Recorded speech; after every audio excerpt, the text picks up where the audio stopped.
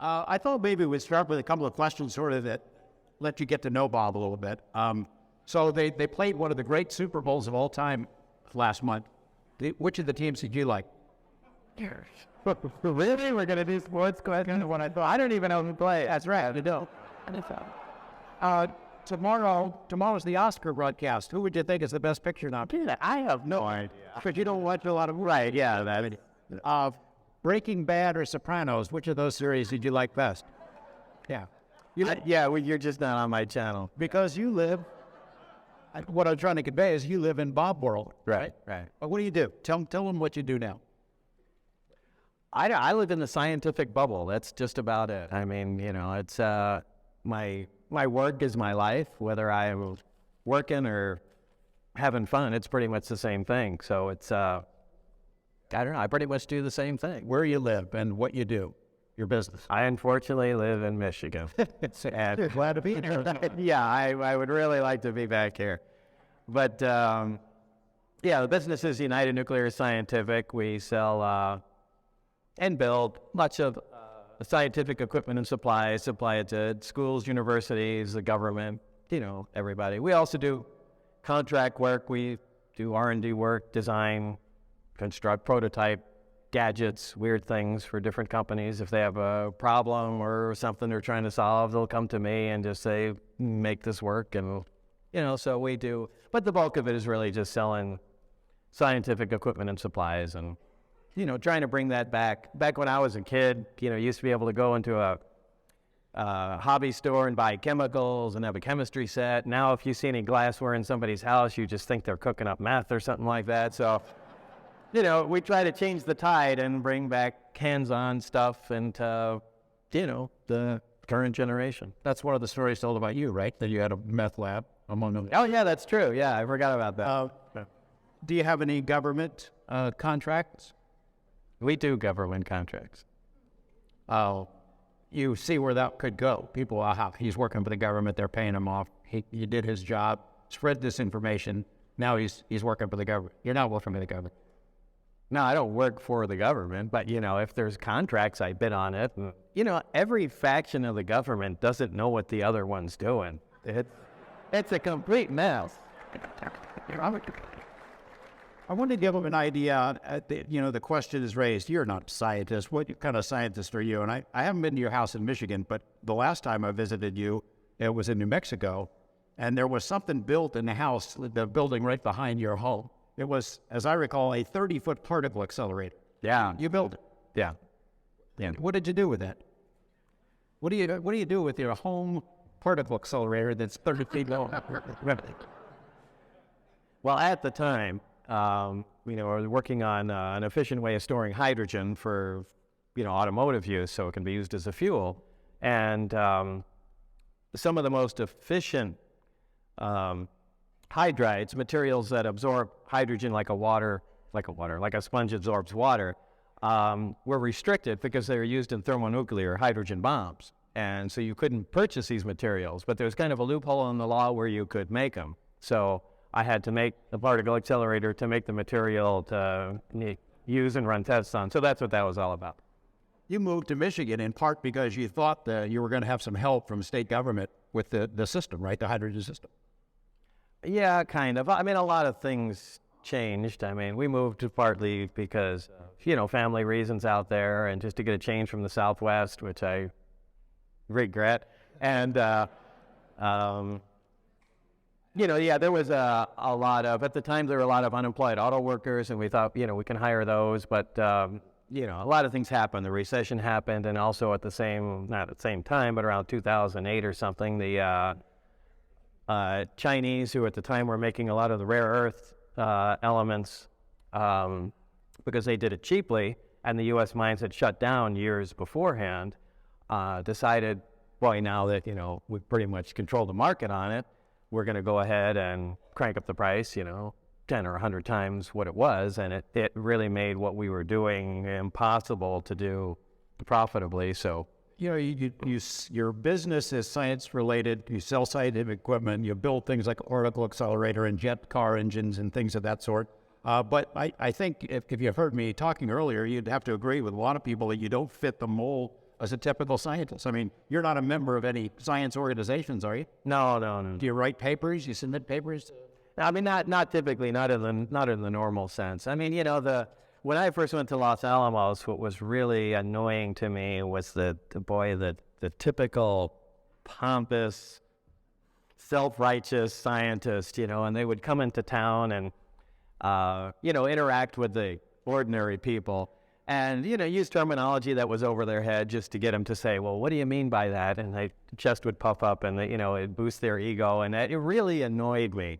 So, when I worked there, I relabeled some, important equipment, whirligig or something along those lines. And it really pissed them off. And, it was really just, to make a long story short, I was the new guy coming from the West into the, hardcore scientific field. And it, really I was able to run circles around these guys because they followed a set path and did a set amount of things.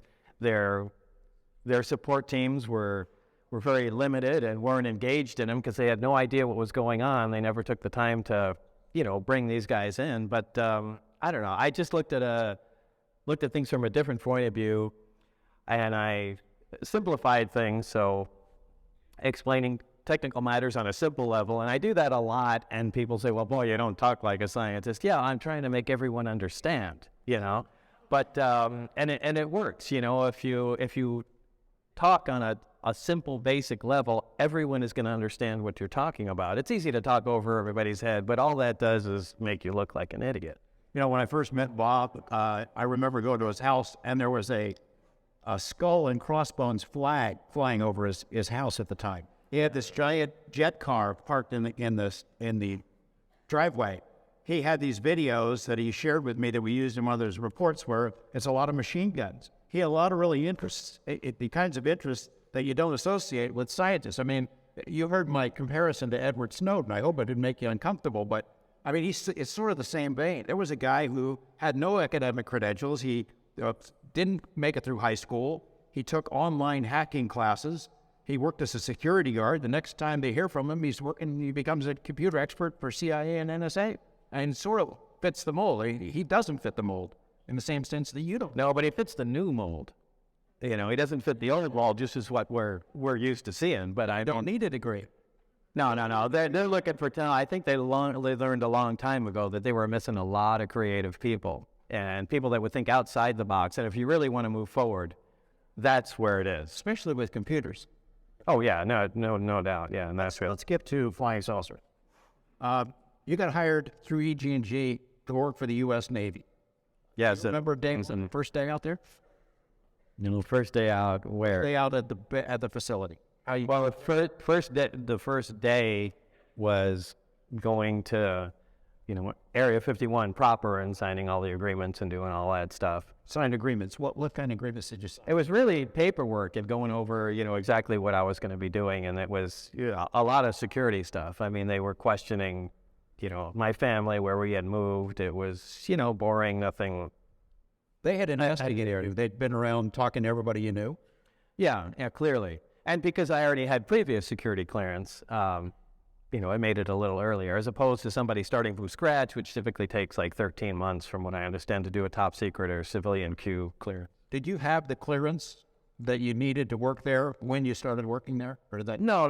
I just had a convenient starting point where, they didn't have to go back to the day I was born and verify that. They go, okay, well, you had clearance here, and we can go from there. So you get on the plane in Las Vegas, Janet plane. Yeah, right. Fly up there. They put you on a bus with the blacked out windows. Oh yeah, when we were going S4, right? Yes. So you landed Groom Lake. That did 51, and then signs of papers. Yeah, if you want to make it a short version, yeah, right. You had told me the story that they started showing me these briefing books that sort of laid out the general story. Was that at Groom, or was that? That was at S4. That material would never get north of S4. Groom Lakers say, I never heard any of the stuff. I never saw any flying saucers. There is no flying saucer stuff at 51. No, that's, look, 51 is, there's lots of people working there. It'd be hard. When I worked at S4, again, I have no idea how it is today, but back in my day at S4, there were 22 people that had clearance and knowledge of the ET material, ET crafts. That was it. We were given the list. We knew the names on the list. That was it. I still know the names on that list today. And those are some of the things that I never say anything to you about because, why is one? Well, exactly. There has to be some stuff I keep to myself because you know how many times people said, yeah, hey, I worked out there with Bob and so on and so forth. Really? Who are you? What'd you do? And whatever. And it's only the stuff I said. I'm waiting for the guy that says, hey, yeah, I worked out with you, and here's some of the other people on the list, or we did this, or is that. So if I don't keep that stuff, there's nothing I have to verify if some other guy comes up to me. You see it all the time, though, don't you? I imagine you get emails all the time, or you read stories, or you hear claims on, if you watch television, you'd hear it, that is, about people who claim they've been out there, and obviously they're making it up. Well, I mean, the most recent was this Bushman? I think it was the CIA guy or something like that. Was it? It was his anonymous guy who had he was dying or he died. Yeah, and a lot of people asked me, hey, do you know? And he was apparently very supportive of me, and but I never heard of him. And what am I going to say? I've never heard of the guy and never seen him. Back to day one. You're at Groom. You take a bus to S4 to Papoose? Yeah, it was an old Bluebird school bus, but navy blue. How did you know it was called S4? Did you read that on something? Well, that's just what they said. That's what they called it? Yeah. Did you ever see it written down on anything? Yeah. And it's an S and a 4 or S-4 or SFOUR or? No, it's a numerical 4. It's S and 4. Yeah. Okay. And so you get to S4 and you see what? Describe what you saw. Well, the first time we went around, it's kind of hard to describe. There's that little mountain or rise, whatever, that ends. And the first time, I have to admit, I didn't notice it. We just drove around, and I thought it was just a flat part of the mountain. At the very end is an entrance, a flat wall with doors, and that's where we parked. We went in. And that's the first time I went into the facility at all. That's where I was taken to the medical facility. That's where I was given the briefings initially, and it wasn't until the second time that I was taken down there that we stopped in the middle because the side that I thought was flat was actually hangar doors that were, really cleverly blended into the side of them. To look like desert. Yeah, great job. When you're inside, can you see all the hangar doors? Or you can only see all 9 of them or whatever it is that from outside? What do you mean when If you were inside, looking at in one hangar, can you see all the way down, see all of them, see more? Or is they separated? Yeah, there's inside each hangar bay, there's, if there's the big door that goes to outside, inside on the sides, I guess I could use the whiteboard. There's, what the hell? Okay. All right, this is going to be a tough one. Okay, so. Can't see it. You can't see it, all right.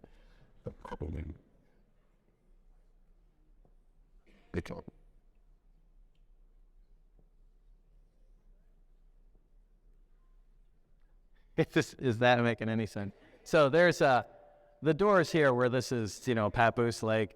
The main doors here roll up. However, inside there are regular doors, and on one occasion, these doors were all open. And when I came in through here on the first, I think it was the first time they showed me, there's the craft in here.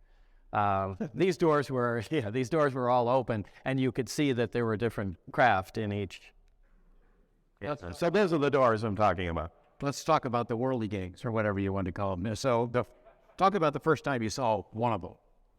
Was it the first time I saw one of them was the second time I came in, the last bay door was open. That was the sport model that was sitting in there. We pulled up, we stopped. Instead of going around in the front normal entrance, we went in through, the big bay door. Before you had seen these posters you described that were on the walls.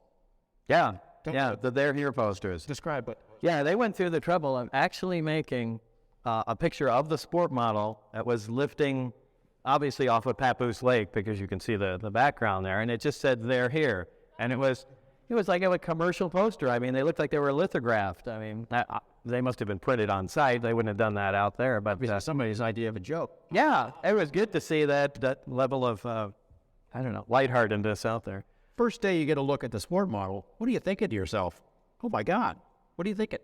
No, it was alien flying saucer did not enter my mind. It was exactly the opposite. That well, this explains all the UFO sightings. That we have some field propulsion technology.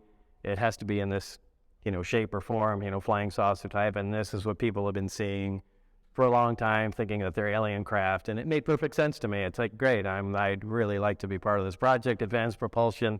This is dynamite. So I was excited to be part of it. In fact, when we went by it, and I think I'd even mentioned to you, it had a little American flag stuck on it, and I dragged my hand across it, and it felt like cold, so I just assumed it was metal. I got yelled at immediately, don't keep your hands at your side, walk forward. All right. And so Thinking to yourself, oh man, I am part of the coolest inside industry, because we've got flying saucers that we made and we're playing a joke on everybody. Or like, no, I wasn't really playing a joke. It was that, this is cool technology, and by at any time we feel like we can probably just take over the world, America, and that was that attitude. So at what point do you realize we didn't make it? How did you learn that? Is that the briefing books? Well, yeah, the briefing books, this just did not make any sense. We started into, that actually, predated seeing that. And I really don't know. The briefing books covered a little bit about a lot of topics. And it dealt with, analysis of, it was all back engineering material, analysis of metal, power systems, and the way things were, even the way things were laid out within the craft. And again, it really had me confused. Going it was so far beyond what I was expecting. Is this some kind of test, or is this actual material? So it just, I thumbed through everything and went, okay, and just went on from there. But it really didn't hit me until I went in. I was introduced to my working partner, who was Barry Castillo, or whatever I pronounce his last name. And the way they worked there was everything was very compartmentalized. So everybody had a buddy to work with. And that is the only person you can talk and converse with and bounce ideas off of. You can't talk to anybody else in any other group. You can't, even if we go sit and there's a bunch of other people around, you can only talk to the guy, your buddy, they called him. So anyway, so he was my buddy, and when the first day we went in there, he was excited to show me everything, and it seemed like he had been alone for too long. And he was, he was, really excited that I was there, and I was kind of picking up on his enthusiasm, going, well, he said, boy, you are gonna just die when you see this, and one of the first things he did was, fire up one of the reactor that had been taken out of the cradle. That story, tell it. The reactor is it's a small device. It's probably, just roughly a foot square with half a hemisphere on it. Half a hemisphere. Anyway, there's really nothing there. The top comes off, and there's like a little tower on it. It does. Draw it. Did you keep it? Well, this is my eraser here.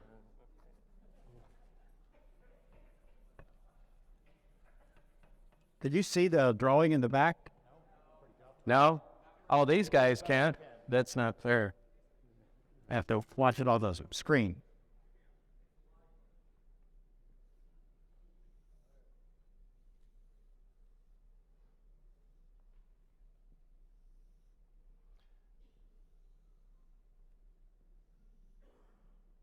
Was anything about this in the briefing books about how this worked? You did read about this. There's very little about this. Essentially, for size comparison, half a basketball on a plate that was probably... Not a whole lot of moving parts, nothing No, nothing. I mean, it's just incredibly simple. There was nothing there that could do anything and it was too small to hold any large power source. Right? So what did he show you? Anyway, the top came off, and he put the top on, and then he said, "Go ahead and grab the sphere."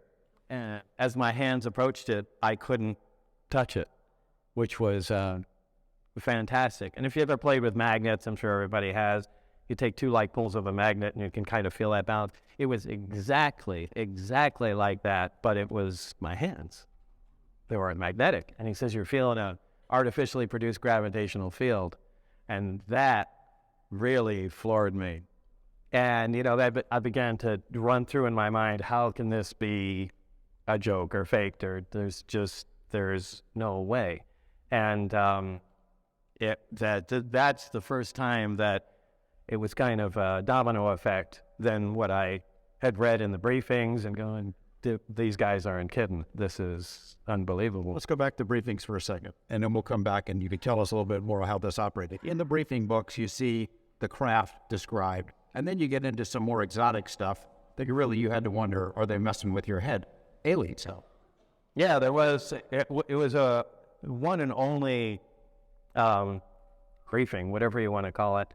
Or an overview of it. It was split, the entire program there was split into individual projects, and each had an overview of each project, and each group got an overview of all the other projects in case there was some connection to what they were doing, but it was clear they didn't want everybody to know everything. And although the military loves doing that, it really screws up trying to move forward and Too compartmentalized. You can't. It's insane, but they really enjoy that. But anyway, the only thing that dealt with any kind of biological entities.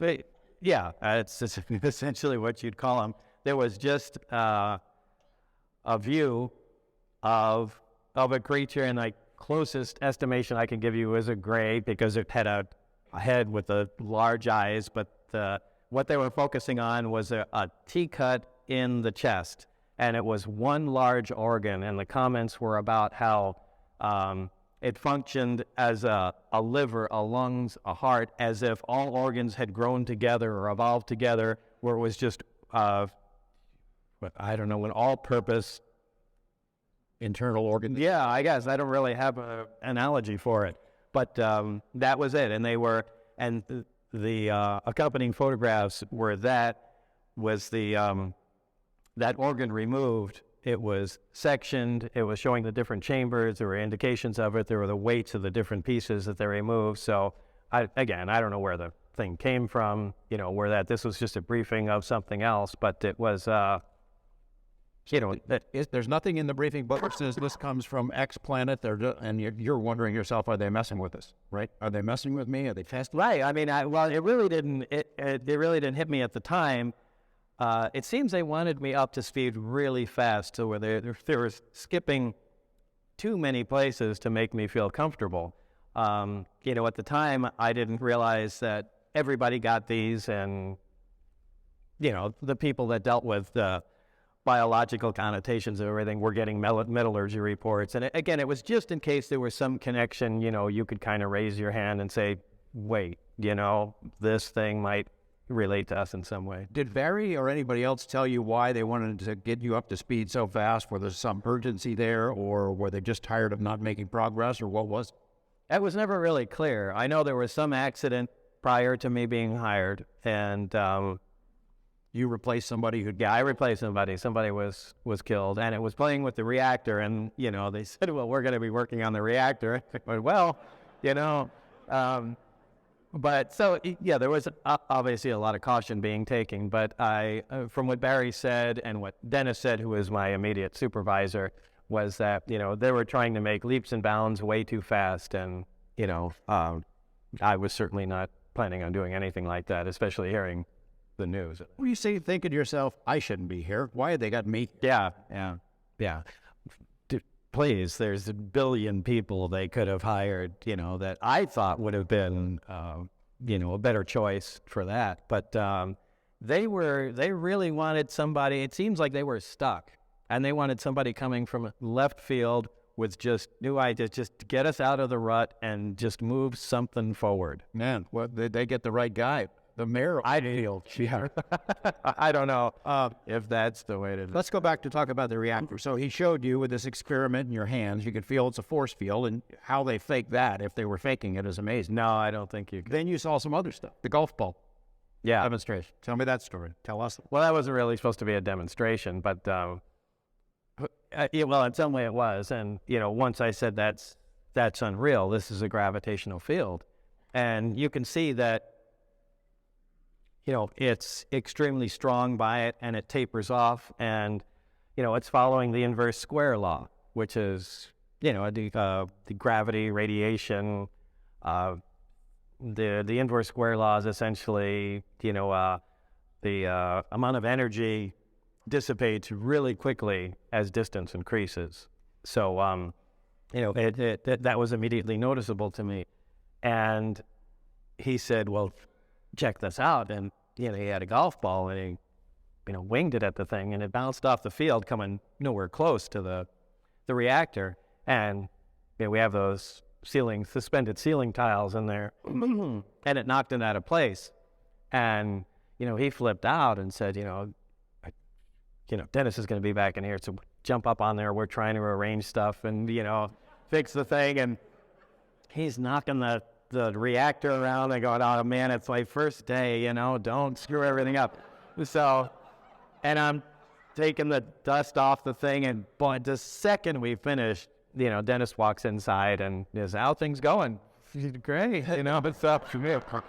And so it was something. We'll say it's day one. You've read this interesting briefings. You don't know quite what's going on. You do see this technology. It's damned amazing. What is your job? What do they tell you you're supposed to do?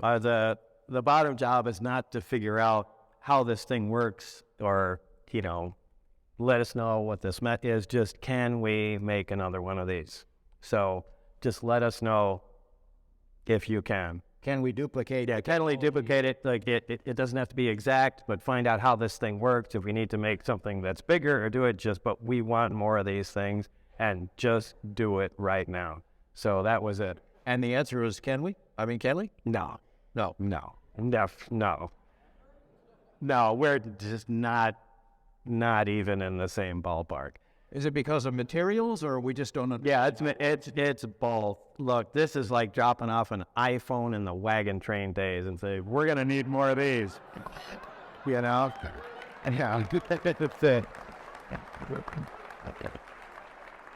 Did you ask anybody, "Hey, where do we get these? Where did these come from?" No, I really didn't. There was so much other stuff that was flooding my brain that was just amazing, and I was so excited to be there. I didn't care where the thing came from. It was beginning to trickle into my mind. Boy, this is maybe what flying saucer crashed in South Africa or something, and we got it, and we're taking it apart. This is great. You eventually saw all of them, or you saw glimpses? Well, when I looked through the doors, I could see. As far as you could tell, they didn't look like they'd been in a crash, right? Well, there's one. There's one, and I mentioned this to you a long time ago, and I never added this one thing, which I'll add now. There was one, like I said, that had been shot with a projectile, and I know for a fact it came out of the water. That's all I know. You know it for a fact because that's what you were told? Yeah. That it came out of the water. A big projectile, like a howitzer shell or something, right? It was it's hard to judge from distances, like from here to the exit sign, how big is that? But I'm guessing it was, maybe a 9-inch diameter hole. The sport model, no dents, no scrape. No, it looked like it came right out of the showroom. And it looked like the Billy Meyer beam shed. Yeah, from the pictures I've seen of the Billy Meyer one, which, it looked fake to me, but no, there it is. I'm sure the Billy Meyer people are happy about that, but there's a lot of people don't take that case seriously, and it's either the most amazing coincidence on the face of the earth, or something really did happen to that guy, Billy Meyer. So the sport model, you called it. You had names for all of them. Yeah. Yeah. Give me some other names. Well, there's one that looked like the top hat, and one was obviously a Jell-O mold, and but they were just silly names because we were talking about them, and they're talking about Bird 6, and I'm like, what's that? Is that the Jello looking thing? So I gave them my names, and they stuck with them like they did in Los Alamos. So the sport model, you got to know that one pretty well, though. You got to see. Yeah, it's the only one I could say I hands-on, I touched, I walked in, that I can say. For all the other ones could have been holographic projections to fool me, but this is the only one I know is real. Before we talk about the test, one other thing about the reactor, and I want you to use this example to sort of explain how it worked. You had told me a story about a candle and flame that was basically frozen. Tell me that story and why it gives us an indication of how this thing operated, what power it had. Well, when we had, after the golf ball incident, there was the benches we had set up. The reactor was not the only thing in the craft. The reactor sits in the center. On the level underneath, there are, the reactor. Surrounded by the reactor, there are 3 gravity amplifiers, as they were called. Directly under those, there are emitters, which are, probably like 55-gallon drums. There are 3 of them. They hang directly under the emitters, and apparently the way the device works, is the reactor supplies the base gravitational wave and power to the amplifiers, which channel it down to the emitters, which propel the craft. So, in addition to the reactor that was out of the craft, one of the emitters was also on the bench. Now, I don't know which craft this came out of. It was not out of the sport model, but they had the reactor operating and the emitter, and Barry had taken a candle and put it I'd say about 2 feet from the end of the emitter and lit the candle. And it fired up the reactor, and he said, go check out the candle. And the flame was there, but it wasn't moving. It was like a picture of it. It was just frozen. And now that makes you think of a lot of things. Oh boy, we know gravity and time are interrelated, and that one is essentially the other. And fine, if it stopped or slowed time down there, how are photons still being emitted so we can see the light? It should just go black.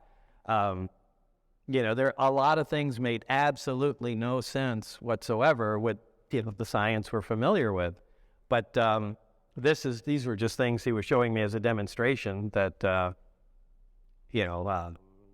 properties and what it's doing that are just so far beyond what we even know what's going on.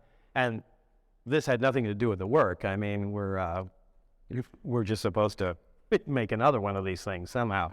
So, So help us understand what this technology means, how advanced it is. It becomes obvious at some point it's from somewhere else. We didn't make it because we're taking it apart to figure out how it works. Look, a machine that makes gravity is the most important thing that mankind could probably create. Look, we have electromagnets that make magnetic fields. We can make electric fields. With Van de Graaff generators and God knows what else. But to make a gravitational field is like the last piece of a missing pie, because when you can, right now the only thing that makes gravity, as far as we know, is mass. You just need a bunch of stuff, and it's a property of mass that it just magically pulls in things. We observe gravity, we see what it does, but we really don't know what it is. We can throw some equations together and say, well, it works like this, but we really don't know what's behind it. But if you can make a machine that on demand makes gravity, all the stuff we write science fiction about stops becoming science fiction that afternoon. Then force fields become a reality. You can shift time. I mean, everything becomes possible. It's the most important thing, and here is an operating machine sitting in front of us that makes gravity, and we really want to be able to make one of those things. I mean, you could make impenetrable fields. You can have propulsion that is mind-boggling as the crafts operate. It would be the ultimate weapon. Well, not just the ultimate weapon, but it would really be the ultimate thing. it would catapult mankind forward. And what really sucks is the military is in control of this. I should, yeah.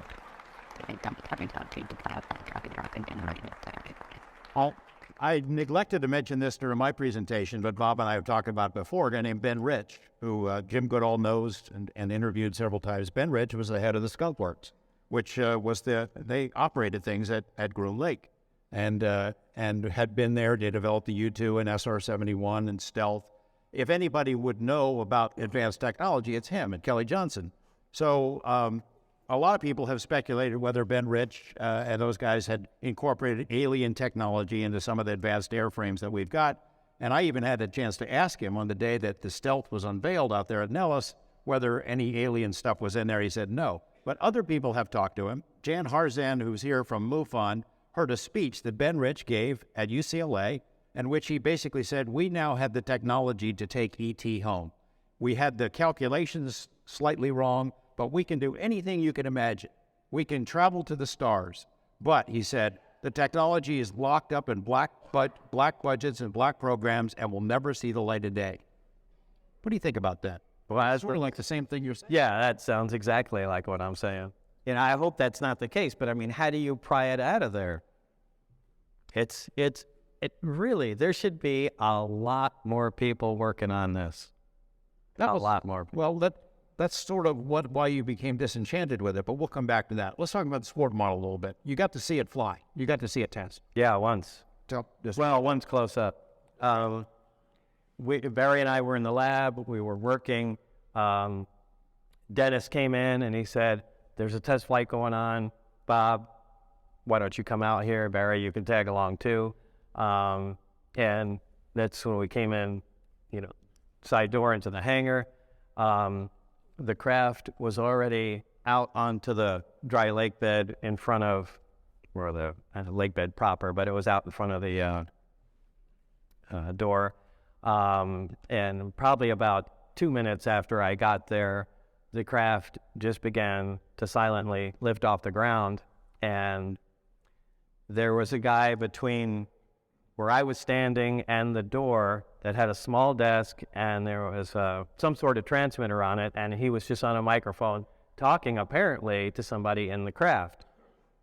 And at the time, that again immediately set up a red flag in my mind going, that's not supposed to work either. There is a craft being powered and surrounded by an intense gravitational field.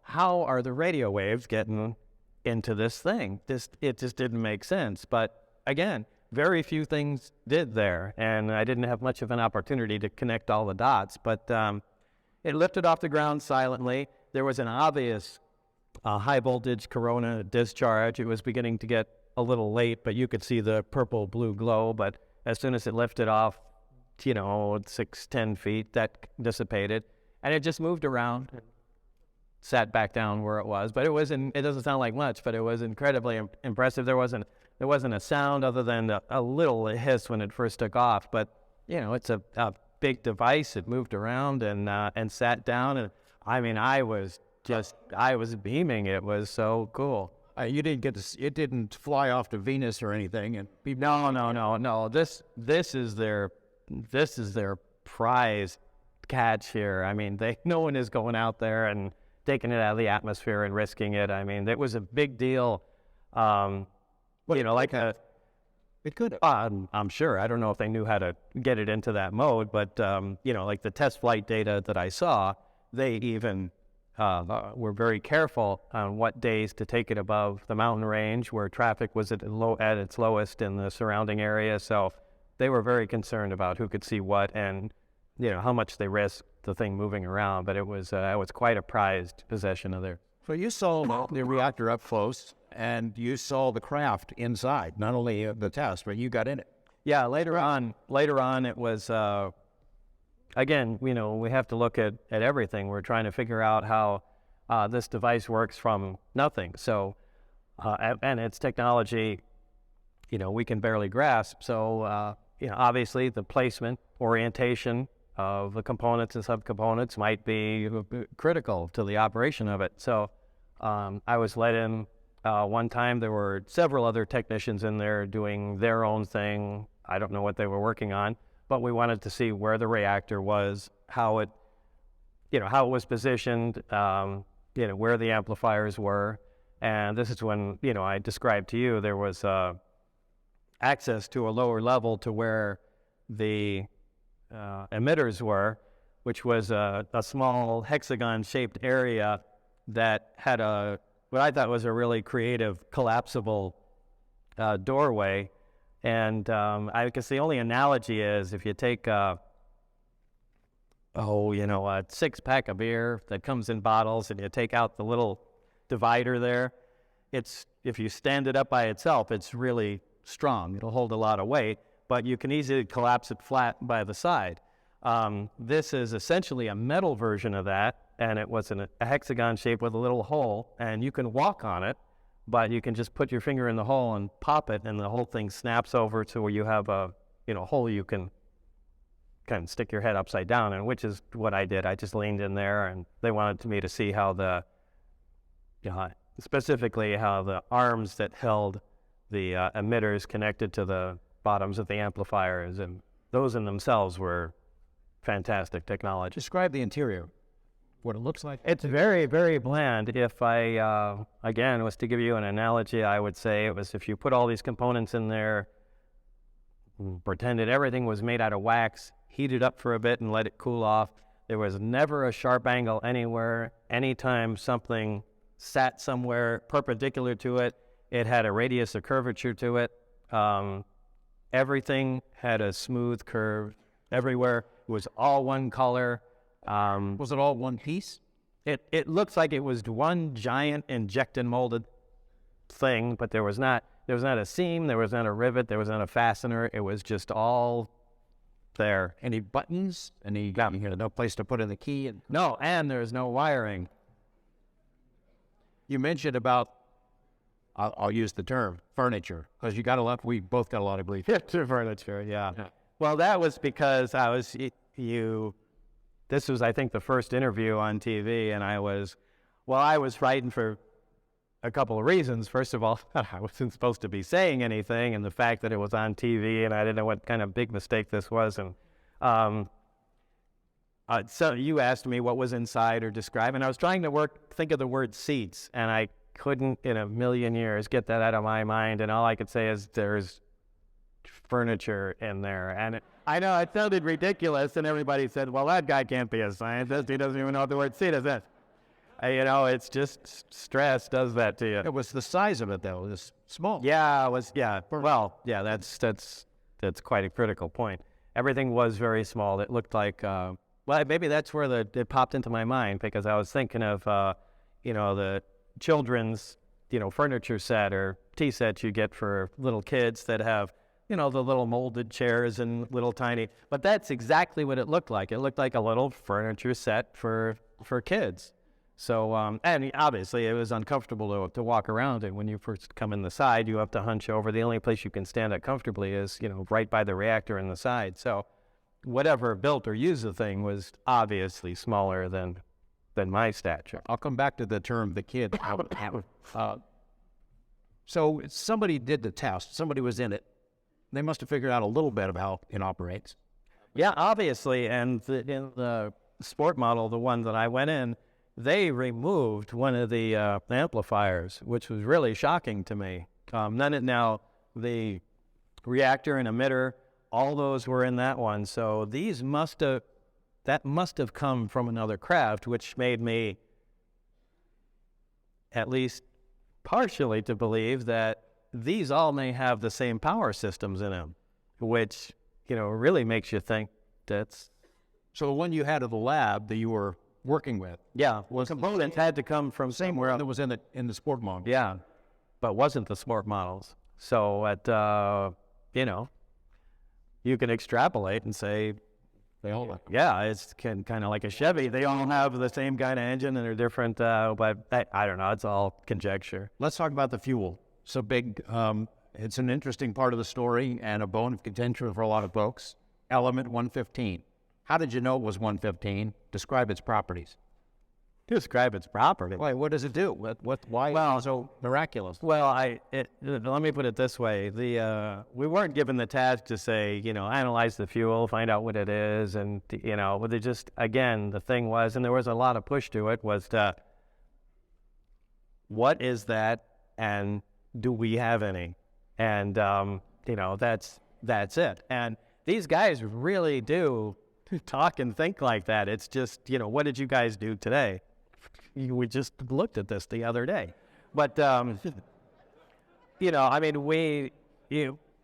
if you remove the top of the reactor, there's a little tower in there with a cap, and there's a triangular piece of fuel in there, what we call the fuel. Because if you put that in, everything starts to work.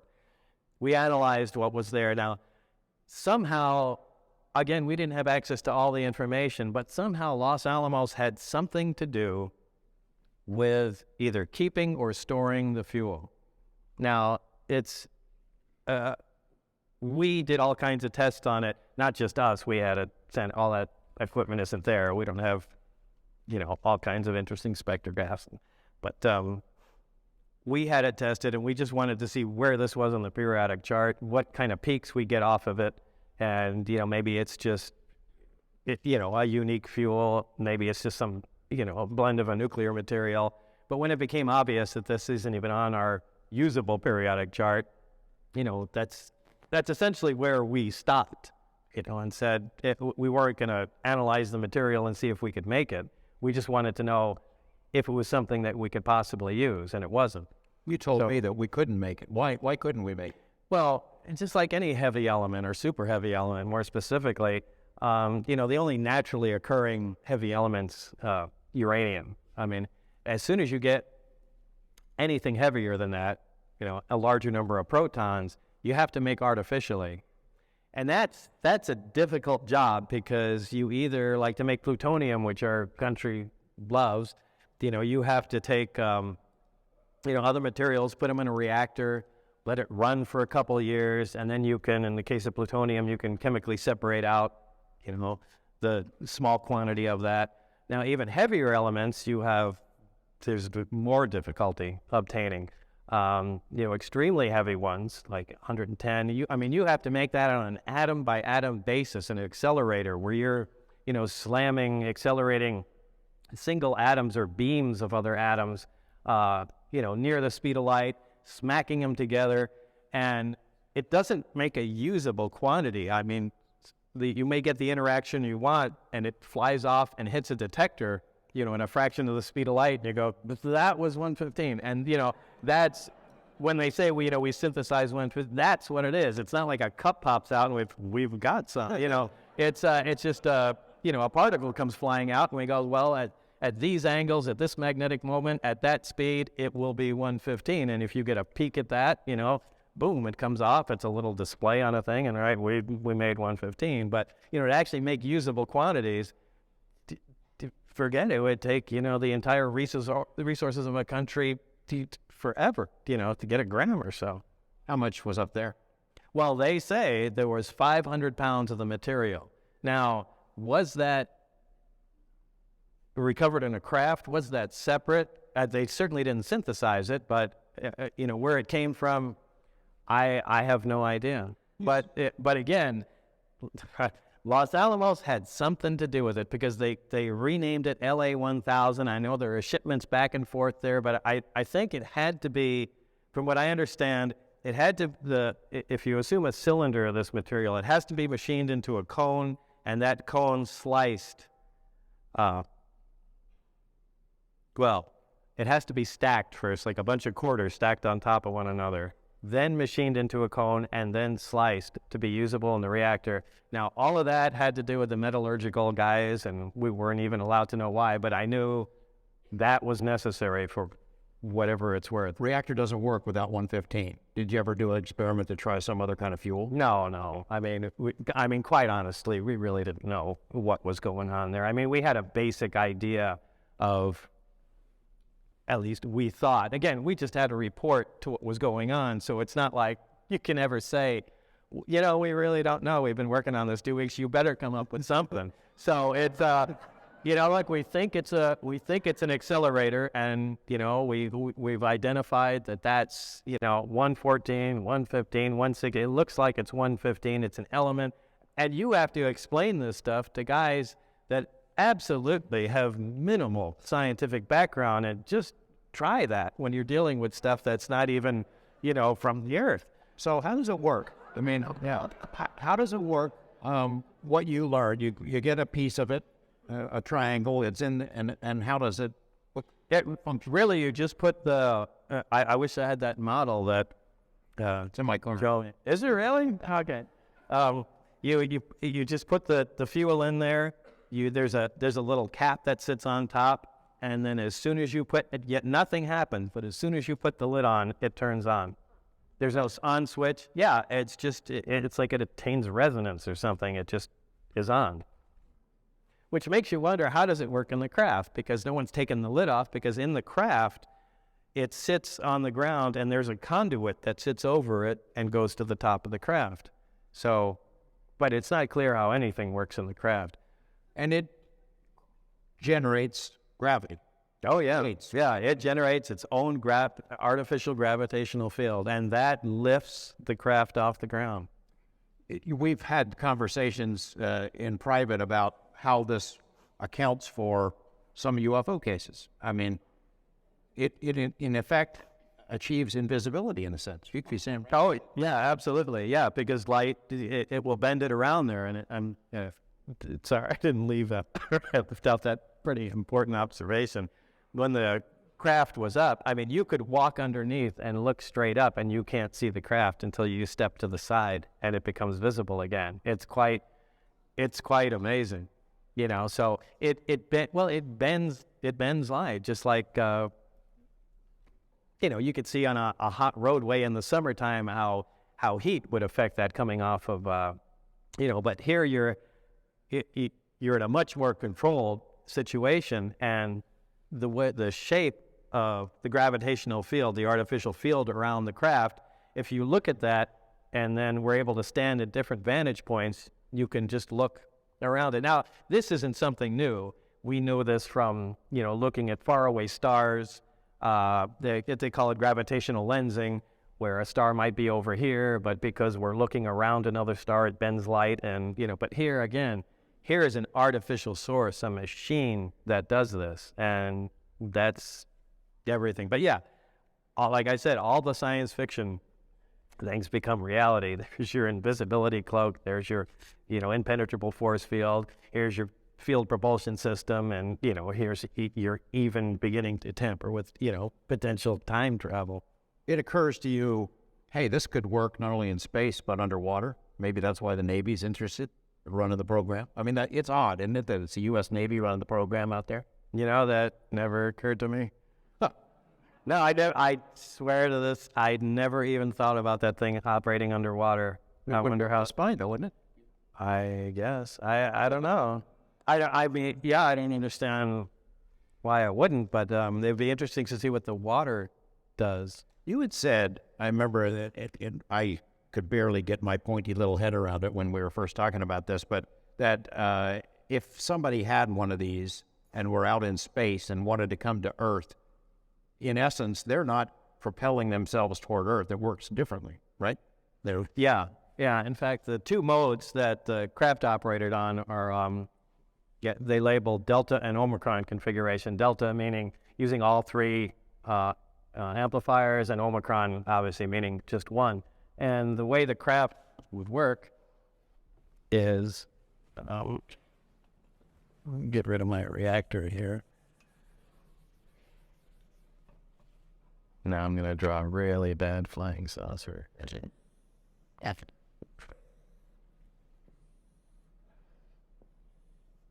right, so normally you would have the three amplifiers hanging, or the three emitters hanging down. In Omicron mode, a single one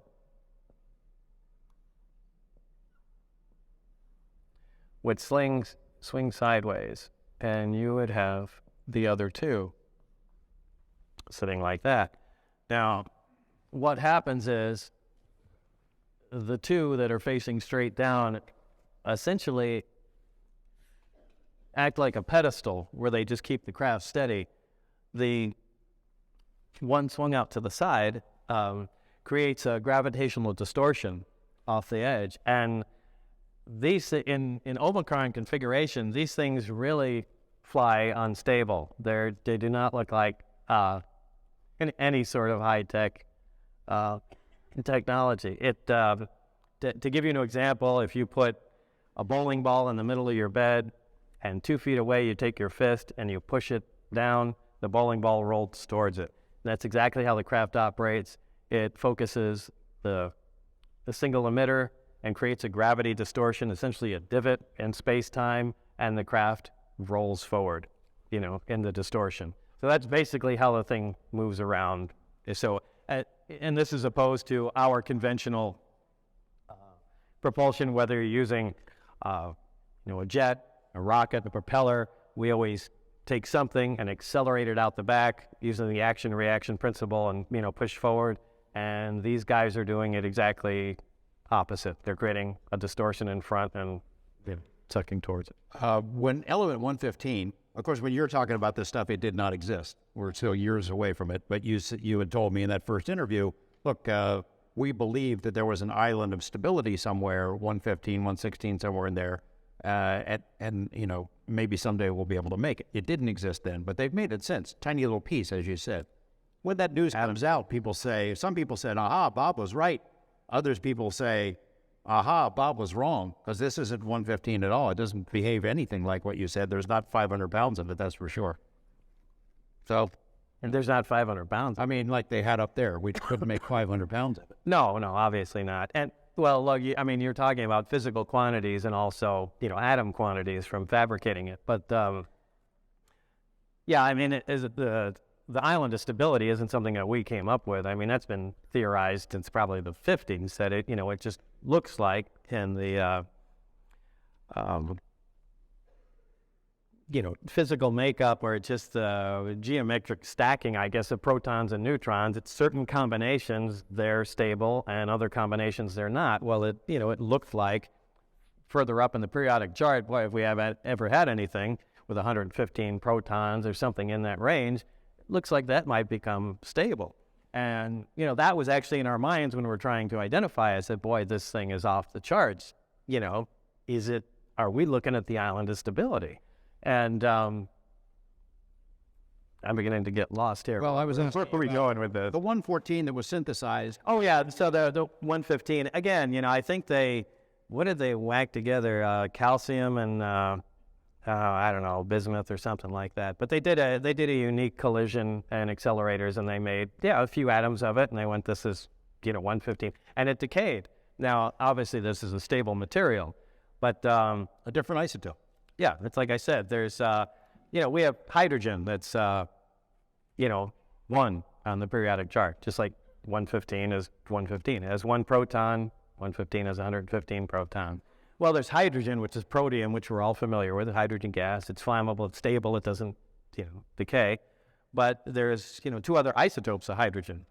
There's still hydrogen, there's still element 1, and, one we call deuterium has 2 protons.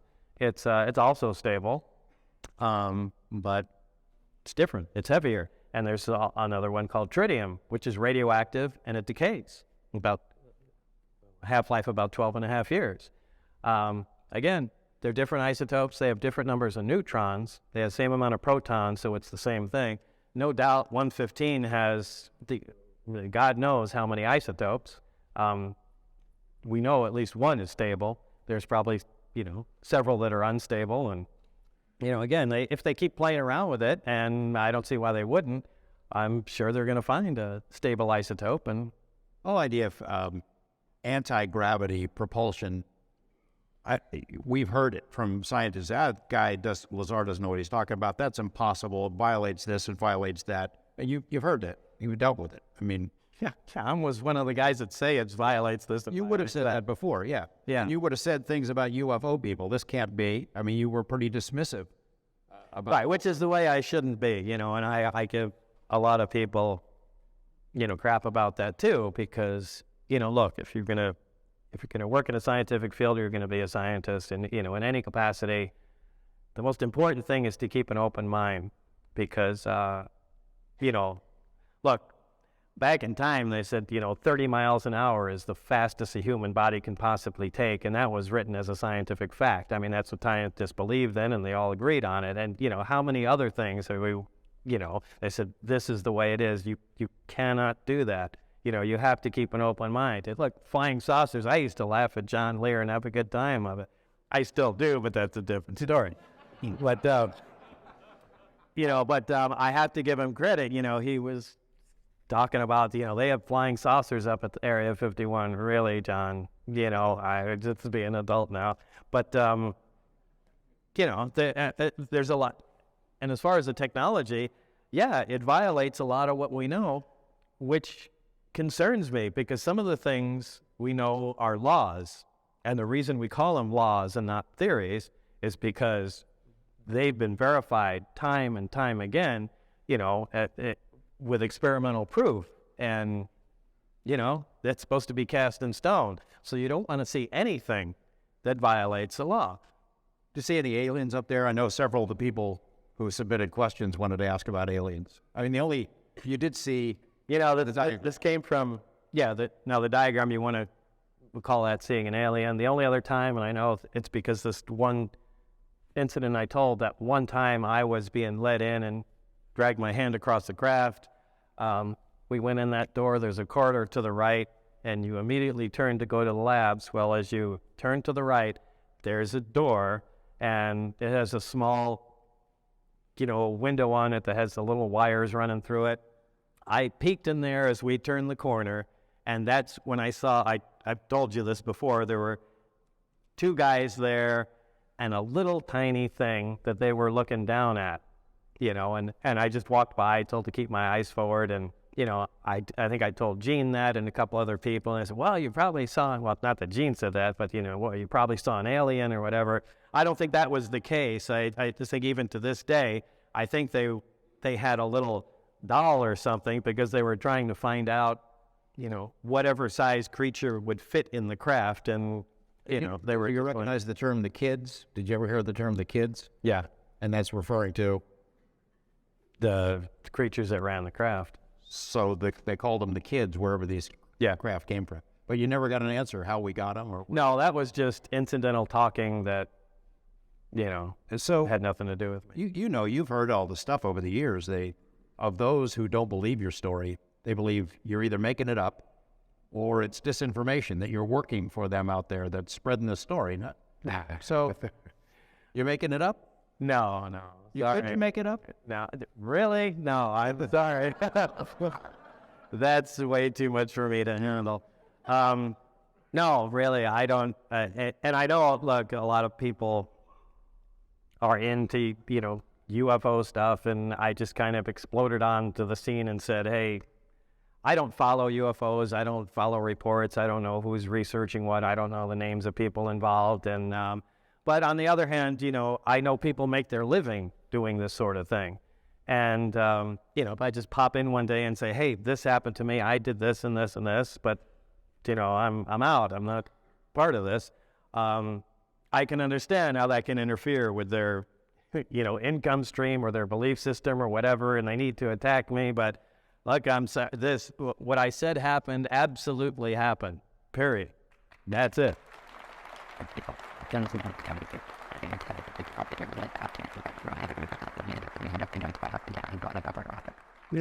I've been speaking about you for a long time. A couple times a year I'll explain the story from my perspective and defend you, because it deserves to be defended, and I believe the story as it's been told. But, you go out there and you hear all kinds of crazy theories about what you're doing and who you work for and everything, and there are those who have a lot of trouble with it.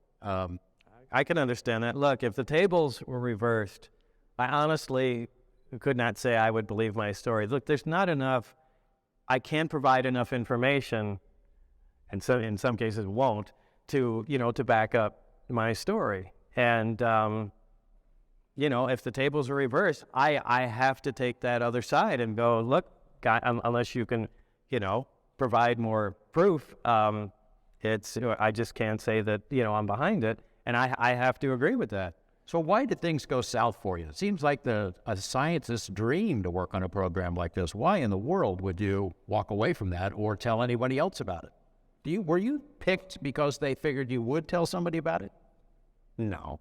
I mean, that doesn't make any sense. Well, what happened was, it was kind of more of a personal nature between my wife and I at that time. Now, it's not like I had a 9-to-5 job and they said, come out at these hours. It was really a sketchy setup that they would call me. The place at EG&G by the airport. What was that? it was on Sunset Road over. Yeah. I think it was called something. I can't remember. Anyway, they would call me and say, it's now 8:45. By 9:15, we expect you to be, at the building and board the craft and, the airplane, not the craft. Yeah. So, and it would be at a moment's notice like that. Well, and look, I was so really thrilled to be part of this project. I was keeping with the whole program. Like, I couldn't talk to my wife. I said, look, I'm working at the test site there. It's on secret nuclear stuff, and that's it. But again, I get calls in the middle of the night. She can't hear who they are. And I said, I got to go. It's work. You have to go to work at 8 o'clock at night and you may not be back, until the middle of the night or the morning. I said, yeah, that's just the way it goes. And that happens, time and time again. And, if the phone picks up and, my wife picks it up, they hang up, and, so then they call back. I pick up the phone. Yeah, it's Bob here. And, yeah, okay, 2 hours, I'll be there. Well, after a while, that seems like something else. In fact, maybe not after a while, but pretty quick. And, it's something I could laugh at now, but it was not funny then. And, I kept with the program, never said anything to her. And, she thought I was having an affair. And, as time went on, going back and forth, she really didn't have a job or anything to do. So I started, since I was making money from here now, I got her flying lessons down at McCarran Airport and to give her something, to do. And anyway, she started having an affair with the flight instructor. So, I had no knowledge of this, but, part of the requirements of the project and the security requirements really were to have my phone monitored. Now, I'm going back and forth to work, and now they are listening to this affair progress on the phone that I know nothing about. And, one of the main things is that you be, mentally and physically stable.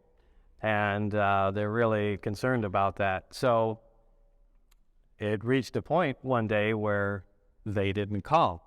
And they were kind of in a quandary at that point going, what are we going to do with Lazar? We got to see if either this, affair fizzles out or they break up or whatever. So, that I just stopped coming in. I stopped getting calls. I called Dennis. I don't get return calls. And, days are going by and, now Tracy's going back and forth and flying and doing stuff. She's busy all the time because, she's got a boyfriend.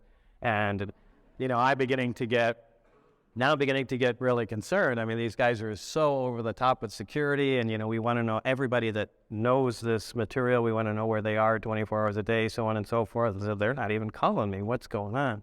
And so I started getting concerned and it reached a point where I don't know where the breaking point was, but I'm pretty sure it was Gene Huff, the first, guy that, I talked to and said, kind of spilled my guts. Hey, look, this is what I've been doing out there. And, told Tracy too. And, hey, let's go see him. Yeah, well, I also had, man, we're skipping over lots of stuff, but I had, there were, charts of the test flight days. and which days that they were going to go over the mountain and do that, what they call high performance test. So those days, statistically, on that highway they went by, the lowest number of travelers was on a Wednesday night. So Wednesday night, I think 8 o'clock was like the test night. So I knew how long they were going to be in there. I know all that stuff just from memory. So I told these guys, I said, this is going to be an unbelievable story, but this is what I've been doing. You know, I can go out there and show you guys, but I'm starting to get concerned that they don't like me anymore for some reason, and I'm just going to like disappear.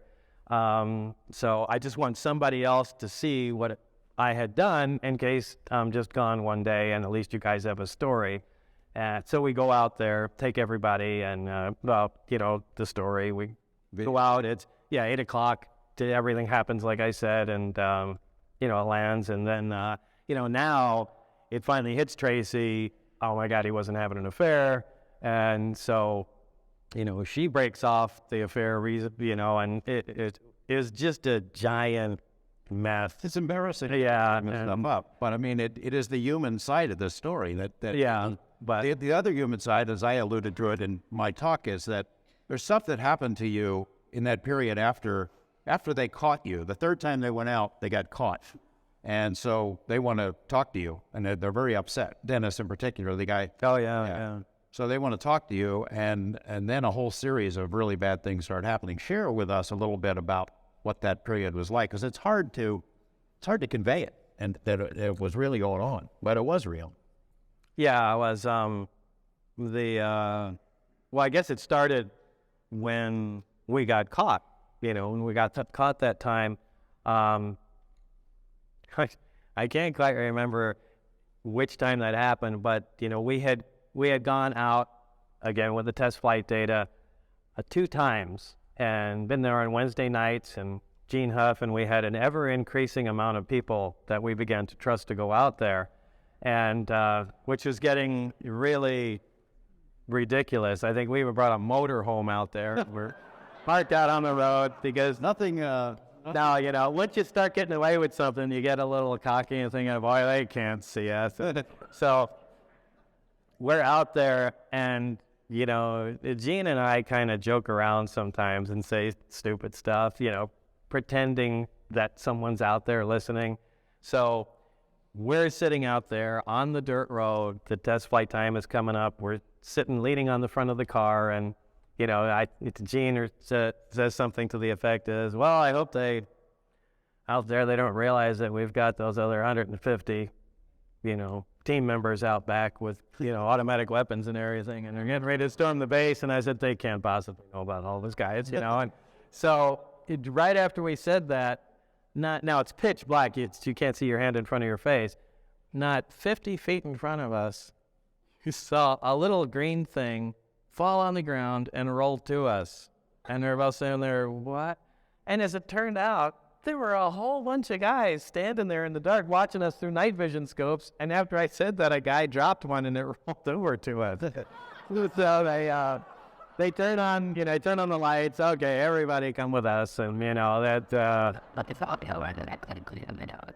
And I had told the story about the break-in, the car. I mean, I remember going to your house after a break-in, and you had the Uzi out, and you're ready to shoot somebody, and then the break-in at the car at the gym. That stuff really happened. It was really going on. Oh, yeah, that was with Mario, the guy, he was a truck driver now. He was going to, we were just working out at a local gym near us, and I was at, this was at probably the highest paranoia stage, and I had an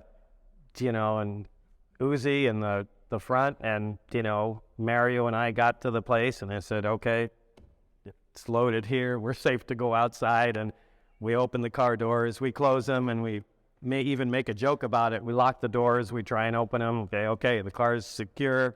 We go in there and, joking, you think we'll be safe for half an hour? And yeah, I think we can do it. And we come walking out. There's all the doors, the trunk's open, the Uzi's laying out there, my wallet, and we just looked at each other. This is impossible, But that happened. Mario tells that story probably every day. You, at some point, you decided to talk to me. We did that interview in Silhouette. I can't quite remember how that happened. There was just too much going on. But yeah, I know at some point That was really, again, Lear was making a big deal. He started naming off the people that he knew that suddenly disappeared. And he said, unless you talk to this guy, George Knapp, and if you go out on the air, they'll be afraid to talk to you. I said, John, they're not afraid to do anything, but I called you anyway, or he did. And then, it kind of hits the fan. They're really mad at him. And then that's when a lot of really bad stuff started happening. And then we decided to record an interview just for safekeeping in case something happened to him. So it was a couple of hours on tape. And I, under the condition that I wouldn't use that until Bob said okay. And it was 8 months. 8 months until we got the okay. And I worked on him every day to talk him into allowing me to use it and tell the story, assuming he was still alive. And on the day that we were ready to broadcast it, it was part 6 of a 9-part report. Bob suddenly changes his mind and grabs the videotape. Well, because you were going to say who I was, yeah. Yeah, we're getting ready to identify him. We're 10 minutes from going on the air. We're wrestling over the tape. He did. As a UFO profiteer and messiah coming forward and making up stories, he was a very reluctant witness, I can tell you. You regret it? I mean, we heard a little bit of it. At times, you certainly regret it. Because it's what, from a life. I mean, it's changed. Yeah, it has. It's not good. This is not. No, I mean that's what's kind of entertaining to me. People, they come, oh, you made up some story. I bet you're making all kinds of money out there. Where? I want my cut. But no, to be honest, I did have the opportunity. I mean, New Line Studios in Columbia. When they heard all this, I mean, the president of Columbia Pictures came down and you were in there, right? Yeah. And, he said, we're doing this, and, and they started giving me screenplays, and no, it was just a James Bond movie. They had me running over the tops of cars. It's like, look, either you tell the story how it happened, or leave me out and just make up a UFO story, but you can't, it has to be exactly what happened. And so it was just constantly everything being turned down, and it's like, you know what, we're not doing it. I had mentioned before about me going out and doing presentations about you, and one of the things I always said is that, look, Bob doesn't show up at UFO events. He's not cashing in on it. There's nothing wrong with those who do. If you can make some money at it, more power to you, because it fuels the research. But you've never done that before. That's not the case anymore. Why did you decide to come here? Well, I really didn't. You are here. Yeah, I know, I'm here, but now I know a lot of people mentioned, look, there's this big UFO, and I've never been to a UFO convention. I mean, I thought they were like Star Trek conventions, people walking around with antennas and stuff, right? But, I didn't want to have any part of that, and, to the people that arranged this, and no, this is the class thing, just come down, it's 25 years, once in your life, just say something, and everything I've said has already been said either on the internet, and why would anyone even care to just hear it again? So I finally just said, okay, fine, just to stop you from hassling me. Well, the way.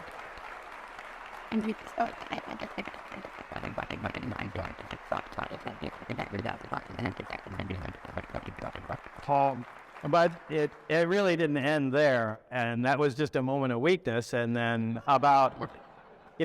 and one of the reasons why is because it was like 2 or 3 months away. So I just, for February, fine, whatever you want to do. And then anyway, a few weeks went by, and it kind of hit me that one day that date's going to come around, and I was more than that. Maybe it was 3 or 4 weeks or something like that. So anyway, I called them back here and I said, no, I'm really thinking about not doing that, and I'm sorry. And I told my wife and George, and and I really didn't realize there were this many people that were interested, and they said, you can't back out. We've been advertising. There's going to be a lot of people here, and and I said, you've got 15 or 50 speakers or something. It's just one less that's going to be here. But seriously, you don't understand that people are so interested in seeing you and hearing from you. It doesn't register? Well, no, but I appreciate that. I do. But I mean, and that they made that clear. Aside from the fact that they sue me, if I didn't. So, I said In a nice way. yeah. Nice way. So I will go. So I am here. Well, the fact that you said that you would do it because I keep pestering you, I take that as a... No, and also I did. I did give him my word. I do it, and it's not like I'm. It's too bad. Cool. And then I told you it'd be great. It'd be cool. Well, no problem.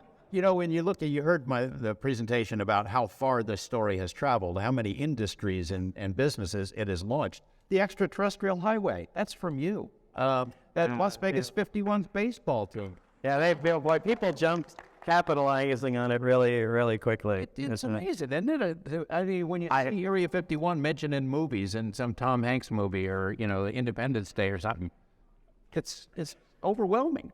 Yeah, I guess it's hard for me to grasp. It's almost I don't know how to describe it. So the experience here so far has been pretty good for you. Might you do it again, or might you open up a little bit, or? Oh, but there's nothing else. That's the whole story. Last over, you got a list of names that you haven't given me yet. No, I mean, look, believe me, I could really make it easy to verify a bunch of things, and I do not want to do that at all.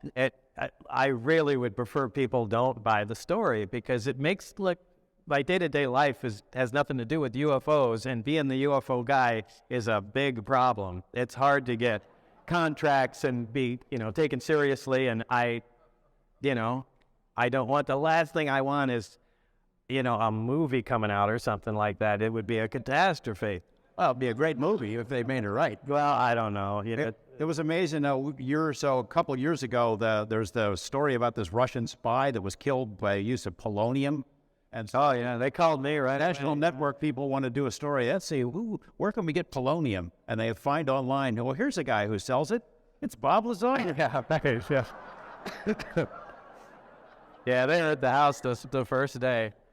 But do you get stopped? I mean, you got people stop you on the road? I know you get emails and phone calls. Well, emails, people asking, questions that, that really aren't up on, the topic at all. It said, has anyone tried to, duplicate one of the crafts? Well, that was the whole aim of the project there. But they're just hearing that there's a guy that might have worked on flying saucers, and, this is his email address. But by the way, I'm not on Facebook. There are these guys that pretend to be me, and I keep getting these emails. Hey, thanks for friending me on Facebook. What are you talking about? So, well, I think this is our time. We're up. I've been asking questions submitted by folks, including in this, and I think that people are just excited to hear it directly from you tell the story. And again, I certainly understand why people would have a hard time believing it, but I do it's too. true. I do too. Yeah, it really is. It really is. It really happened. Yeah. Yeah, exactly that way. I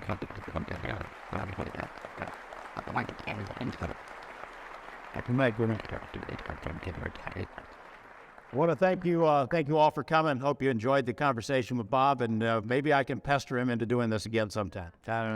Thank you very much. Okay.